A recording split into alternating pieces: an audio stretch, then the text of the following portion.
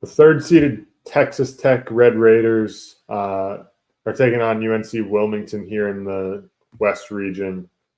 Texas Tech, I think, a really underrated team here. I've started to really grow on them as the season's gone on. Much different Texas Tech team than maybe in like years past.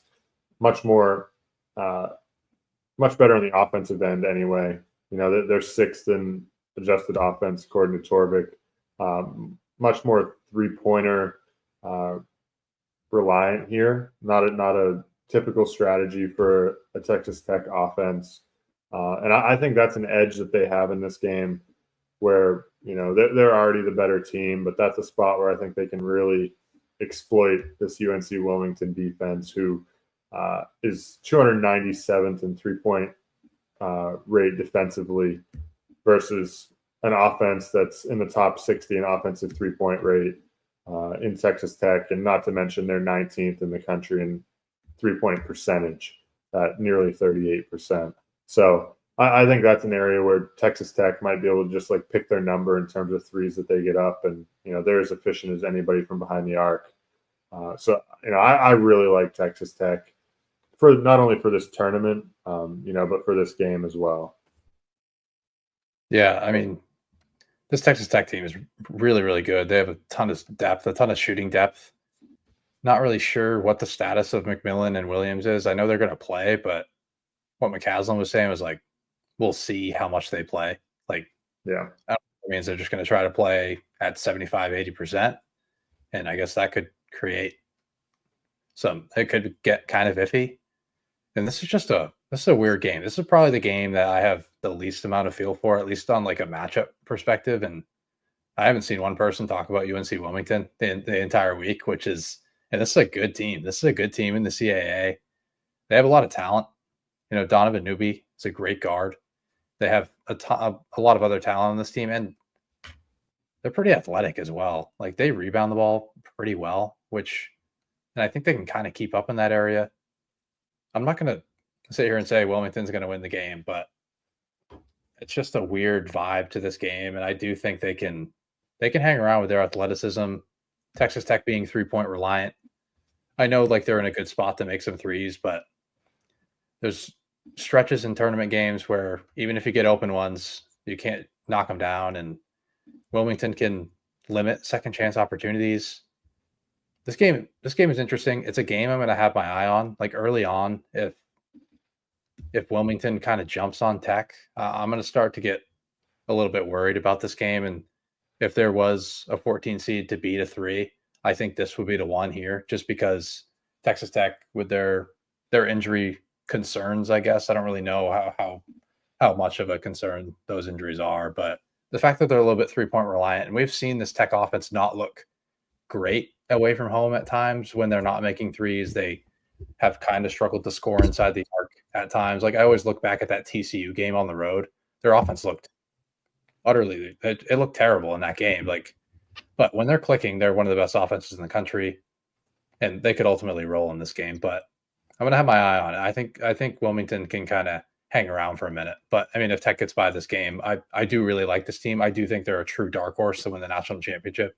I bet them 35-1 to win the national championship for what it's worth, like right before we came on this. So I definitely like this team a lot. This is just a game I worry about a little bit. It gives me Kentucky Oakland vibes for whatever reason. I don't, not from a schematic perspective at all, but just the fact that Wilmington can definitely hang around here. Yeah.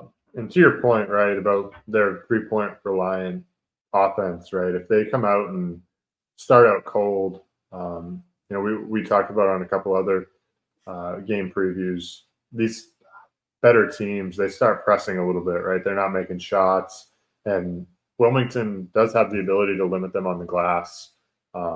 They're pretty solid on the glass. So I don't know if that's necessarily an area where Tech usually succeeds. I think they might be able to hang in a little bit.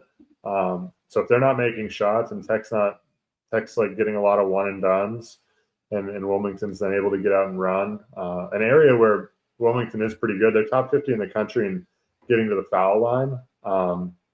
and Tech actually fouls a decent amount. They're like 200 in the country, and defensive free throw rate allowed.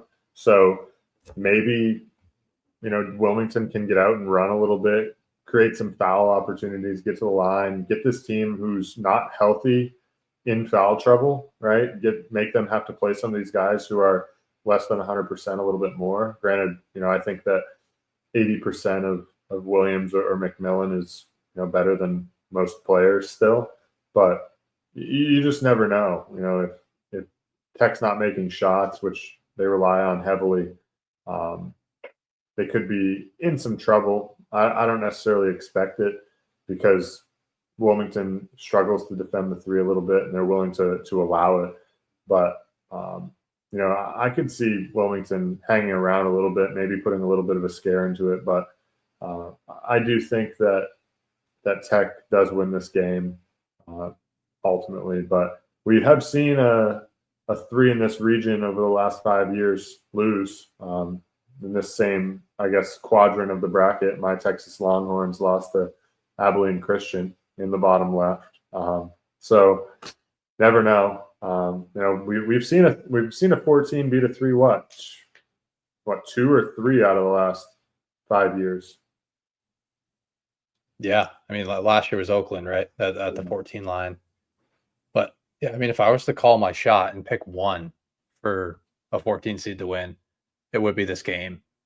Yeah, I mean, the only thing that would, like, they don't play a super unique style, Wilmington, that is. Like, typically you're looking for like a more unique style of team to really like surprise and just make a 3 seed feel really uncomfortable. Like Abilene Christian, like super heavy pressure. They turned teams over. Like, I think they were the number 1 turnover rate team in the country that year. Then Oakland with their funky matchup zone. I mean, they just got hot from 3. That's kind of how they won that game. And Kentucky did struggle to make shots, probably because of that zone. But you're looking for more of a unique style. I don't really think you have that here. But it's just the fact that Texas Tech, like, they don't rely on getting to the rim at all. And I think if they're pressing and just kind of looking for the first open shot that they get, and they're missing shots, I really do think Wilmington can hang around because athleticism-wise, it's not that much of an edge for Tech. Yeah, no, but who knows? March is full of madness. That's why they call it March Madness. So never know. We could see an upset here potentially, but I'm not expecting it. I think you're not either. I think Tech probably wins this game, and like you said, they're a dark horse to go on a pretty deep run. So we're gonna side with Tech here to move on and face the winner of Missouri and Drake.